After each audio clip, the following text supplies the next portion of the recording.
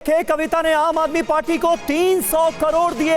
ED ने यह दावा किया है अदालत में। ईडी की तरफ से लगातार दलीलें रखी जा रही हैं और 10 दिन की रिमांड मांगी है ईडी ने। और जो दलील रखी गई है उसमें एक बहुत बड़ा पॉइंट यह निकलकर सामने आ रहा है कि के कविता बीआरएस की नेता ने आम आदमी पार्टी को 300 करोड़ दिए। सीएम आवास के पास रहता था विजय नायर, उसका भी जिक्र किया गया है।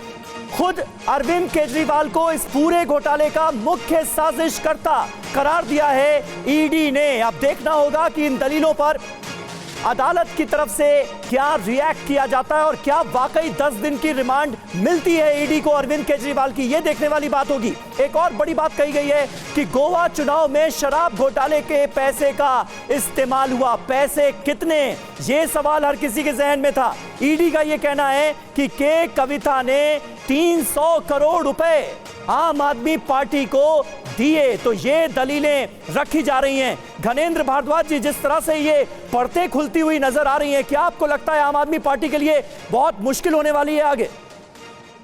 देखिए, मैं फिर वही कह रहा हूं कि जो स्क्रिप्ट मोदी जी ने लिख के दी है ईडी को, ईडी वही पढ़ रही है। अभी तक ईडी वही कर रही है जो मोदी जी ने उनको कहा है। ईडी के नहीं घनेंद्र जी, लेकिन वहां कोई टीवी डिबेट थोड़ी हो रही है। वहां पर तो जो बातें कही जा रही हैं उसका आधार सामने रखने के लिए सबूत भी तो होने चाहिए।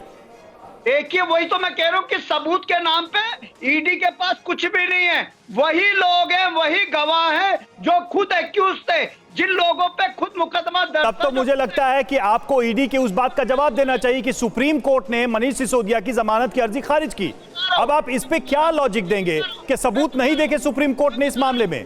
मैं बता रहा हूं, उसी में ऑनरेबल सुप्रीम कोर्ट के जस्टिस खन्ना ने कहा था ईडी को कि तुम्हारे पास कोई एविडेंस नहीं है और तुम्हारा केस 2 मिनट भी नहीं टिकेगा लोअर केस में। ये उसी संजीव खन्ना ने, जस्टिस खन्ना ने कोर्ट में कहा था। और जो आप कह रहे हो बेल डिनाइल करी, बेल डिनाइल इसीलिए करी क्योंकि ईडी ने कहा कि पीएमएलए एक्ट है और पीएमएलए एक्ट में अगर आपने बेल दे दी मनीष सिसोदिया जी को तो ये जो है विटनेस को डरा सकते हैं और ये एविडेंस को डिस्ट्रॉय कर सकते हैं, क्योंकि पीएमएलए में ये प्रोविजन है कि पीएमएलए एक्ट के अंदर बेल नहीं मिलती, इसलिए मनीष जी को बेल नहीं मिली।